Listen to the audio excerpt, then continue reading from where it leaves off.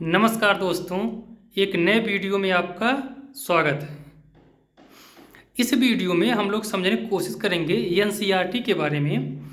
देखिए, अगर आप आईएएस पीसीएस की तैयारी कर रहे हैं तो एनसीईआरटी बहुत ही महत्वपूर्ण हो जाता है। ये बात आपको पता होना चाहिए मेरे भाई। अगर देखेंगे 2020 से यानी 2020, 21, 22 का जो ट्रेंड रहा है, 23 का, ज़्यादातर एनसीईआरटी से बहुत सारे क्वेश्चन उठा रहा है। आईएएस या पीसीएस का देखेंगे तो एनसीईआरटी बहुत ही महत्वपूर्ण है। इतना इम्पोर्टेंट हो गया है कि मतलब अगर आईएएस पीसीएस की तैयारी हर एक लड़के को बेहतर तरीके से पढ़ना होगा। अभी मैं दिखाऊंगा एनसीईआरटी। अब किसी भी सब्जेक्ट का, भी जैसे मान लेते मेरे सामने अभी पॉलिटी है तो मैं पॉलिटी का एनसीईआरटी दिखाऊंगा। मात्र छठवीं में लगभग 10 क्वेश्चन इसमें से फंसे हुए हैं, ठीक है। और ये इतना बेहतरीन तरीके से क्वेश्चन बनाता है। देखिए, पहली बात तो इसमें जो सिविल सर्विसेज के एग्जाम होते हैं, फैक्चुअल क्वेश्चन तो नहीं पूछता है, यानी जो रटने वाला क्वेश्चन है वो तो पूछता नहीं है। तो भाई अगर नया लड़का रहेगा तो पहली बात तो समझ नहीं पाएगा कि एनसीईआरटी पढ़ करके वो कैसे क्वेश्चन निकाले। तो सबसे बेहतर यही होता है कि वो प्रीवियस ईयर पहले सेट लगाए। प्रीवियस ईयर सेट अगर वो लगाएगा तो बेहतर तरीके से समझ पाएगा कि एनसीईआरटी से क्वेश्चन कैसे बनाई जाती है या कैसे एग्जामिनर बनाता है क्वेश्चन।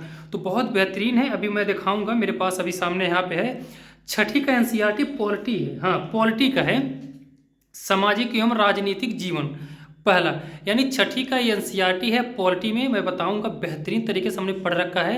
अब क्वेश्चन भाई, जब हमने इसमें से 10 क्वेश्चन अभी पिछले वर्ष का ही हमने निकाला है, ठीक है। और देखिए जितने टॉपर्स हैं, यानी टॉपर्स की अलावा बाकी जितने टीचर्स होते हैं या जो भी मतलब सिविल सेवा के पेपर निकाला हुआ है, हर एक स्टूडेंट या टीचर बोलते हैं कि भाई एनसीईआरटी पढ़नी चाहिए। वो अलग बात है जिसका स्कूली टाइमिंग, जो जिसका स्कूल टाइमिंग बहुत बेहतर तरीके से एनसीईआरटी पढ़ा हुआ है, उसका तो भाई अलग बात है। लेकिन जो बेहतर तरीके से नहीं पढ़ा हुआ है उसको एनसीईआरटी हर हाल में अच्छे से बेहतर तरीके से पढ़ना चाहिए। अभी देखिए, सबसे पहले आपको हम कवर दिखा देता हूँ। देखिए, ये है एनसीईआरटी आपका छठवीं का, ठीक है।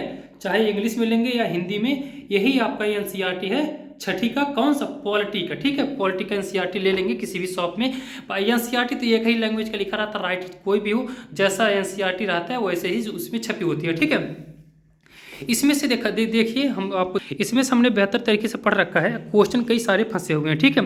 पहले देख लीजिए, इसमें थोड़ा विस्तार तरीके से आपको बताने की कोशिश करेंगे। इसमें देखिए टॉपिक विषय सूची है, इंडेक्स है, यानी इंडेक्स का मतलब क्या है, कितने सूची इसमें दिए हुए हैं, ठीक है। तो इसमें टॉपिक कितने हैं? देखिए 8 टॉपिक दिया है, ठीक है। नज़दीक से देखिए, इसमें 8 टॉपिक दिया हुआ है, ठीक है। अब देखिए पहला क्या है, विविधता की समझ। अब मेरे को जो समझ है, यानी पहला विविधता की समझ और दूसरा विविधता एवं भेदभाव।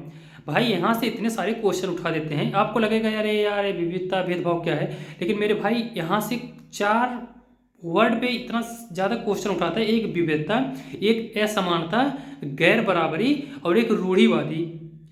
इन सब वर्ड में इतना ज़्यादा क्वेश्चन उठाता है, आप कंफ्यूज हो जाएंगे। इसीलिए बेहतर तरीके से अगर आप एनसीईआरटी पढ़ रहे हैं, ये अभी मतलब जो भी हमने दिखाया, बेहतर तरीके से अगर आप पढ़े होंगे, समझे होंगे, तभी क्वेश्चन आप सॉल्व कर पाएंगे। बेहतरीन तरीके से जबरदस्त एकदम दमदार क्वेश्चन पूछता है, ऐसा नहीं हल्का फुल्का आपसे पूछता है। आपको मिलान करने के लिए देगा, समझ देगा, असमानता, रूढ़िवादी में अंतर बताइए, बहुत तरीके से क्वेश्चन। तो देखिए सबसे पहले यहाँ पे विविधता का जो दिया हुआ है, तो हमने यहाँ पे पढ़ रखा है। देखिए बेहतर तरीके से पढ़ रखा है। विविधता को आपको अच्छे से बेहतर तरीके से समझना होगा कि एनसीईआरटी क्या कहना चाहता है। आपको पता होना चाहिए 2020 से एनसीईआरटी बहुत ज़्यादा पहलू बढ़ गया है। ये आईएएस पीसीएस का पेपर अगर दे रहे हैं तो बेहतर तरीके से इसमें से पूछता है एनसीईआरटी से, ठीक है। अभी देखिए, अगर एनसीईआरटी आप छठवीं का पढ़े होंगे पॉलिटी का, तो इसमें से लद्दाख का, और देखिए यहाँ पे दिया हुआ है किसका, लद्दाख का और केरल का। इसमें मतलब एक स्टोरी टाइप का दिया हुआ है, मतलब लद्दाख का जलवायु कैसा है और केरल की जलवायु कैसा है, यहाँ का रहन सहन कैसा है, यहाँ का खान पीन कैसा है, मतलब विविधता एक है कि अलग अलग है। इन सारे से क्वेश्चन कई सारे पूछे। देखिए हमने यहाँ पे इंपॉर्टेंट करके लिख भी रखा है, मतलब जो रेड कलर का देखिए यहाँ पे हमने रखा है। ये भी पूछा हुआ, तिब्बत का ग्रंथ केसर सागा कहाँ का है, मतलब लद्दाख दे देगा, हिमाचल प्रदेश, उत्तराखंड, केरल दे देगा, तो आपको छांटना होगा। नीचे भी हमने कुछ पॉइंट दे रखे हैं। क्वेश्चन ये सब सारे पूछते हैं। देखिए जब आप पढ़ेंगे ना, तो पश्मीना क्या है, जम्मू कश्मीर का केसर सागा क्या है, एक कविता जो मुस्लिम बौद्ध धर्म के लिए मनाए जाते हैं, ये भाई क्वेश्चन पूछ चुका हुआ है, ठीक है। चीना पट्टी क्या है, बर्तन जो तलने के लिए काम में आता है। चीना वाला क्या है, मछली पकड़ने वाला काम क्या एक जाल है एक। यानी जब ये एनसीईआरटी पढ़ेंगे तो ये सब पॉइंट ले करके वो एनसीईआरटी समझाने की कोशिश करता है। यानी जो छठवीं का बच्चा रहता है उसको समझाने की कोशिश करता है कि कैसे मतलब आगे बढ़ी जाती है, ठीक है, जो पॉइंट बाई पॉइंट, जैसे देखिए विविधता में एकता। तो ये सब जो लाइन टू लाइन जब आपको बेहतर तरीके से पता चल जाएगा कि क्वेश्चन कैसे पूछेगा। हाँ, एक बात हमने जरूर बताया आपको, एक पॉइंट जरूर आपको ध्यान रखने होंगे मेरे भाई, कि जो क्वेश्चन का भाषा लैंग्वेज अगर कोई समझता है तो उसके लिए एनसीईआरटी सही है। बस कहने का है छठवीं का एनसीईआरटी।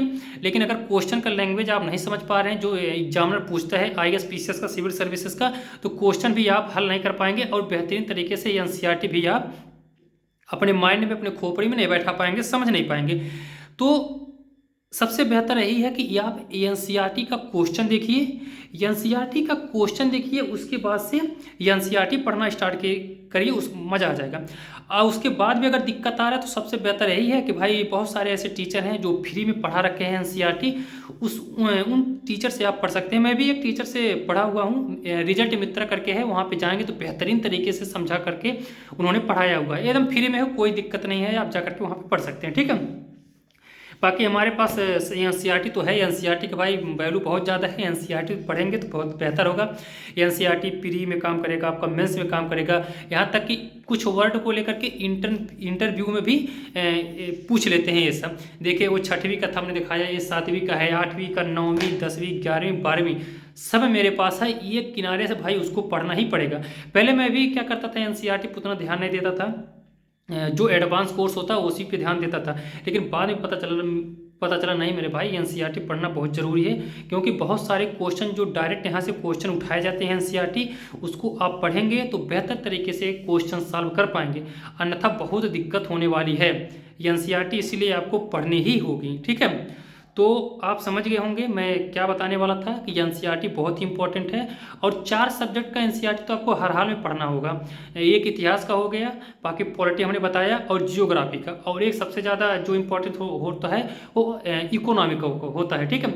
लेकिन समस्या क्या है, इकोनॉमी में जो आर्ट्स के स्टूडेंट है उसमें उनको दिक्कत हो जाता है, समझ में नहीं आता, थोड़ा उसका जो वर्ड होता है थोड़ा वो अलग टाइप का होता है। तो बेहतर तरीके से बेहतर यही होगा कि अगर किसी टीचर से अगर एनसीईआरटी पढ़ते हैं इकोनॉमी का तो और बेहतर हो जाएगा। बाकी भाई अगर आप समझ लेते हैं तो बेहतरीन चीज़ें हैं, अच्छी बातें हैं। तो अब आपको समझ में आ गया होगा कि एनसीईआरटी की क्या वैल्यू है, ठीक है। धन्यवाद। अगले वीडियो में फिर किसी टॉपिक पे मिलेंगे। धन्यवाद।